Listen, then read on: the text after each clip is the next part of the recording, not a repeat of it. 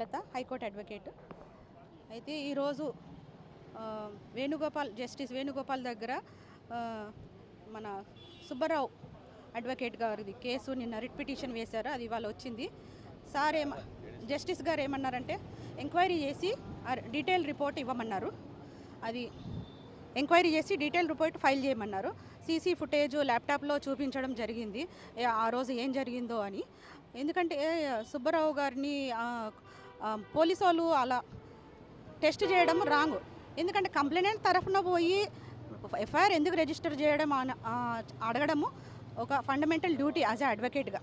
తన వృత్తిని నిర్వర్తించాడు, ఏం తప్పు చేయలేదు.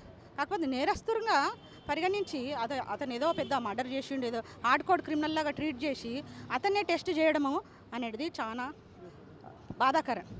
కాబట్టి ఇది ఒక పంజగుట్ట పోలీస్ స్టేషన్కే వర్తించదు.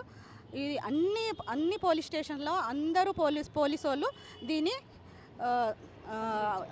మేము ఖండిస్తున్నాం. అడ్వకేట్ కమ్యూనిటీ తరఫున ఇలా అడ్వకేట్స్ పైన జరిగే నేరాలు కానీ వాళ్ళు చేసే వృత్తుల పైన వీళ్ళు పోలీసు వాళ్ళ దౌర్జన్యం చూపించడము, వాళ్ళ పవర్ని చూపించడము మేమందరం ఖండిస్తున్నాం. ఇది కరెక్ట్ కాదు. అయితే డీటెయిల్ ఎంక్వైరీ చేసి 29th ఏప్రిల్కి ఫైల్ చేయమన్నారు కోర్టులో.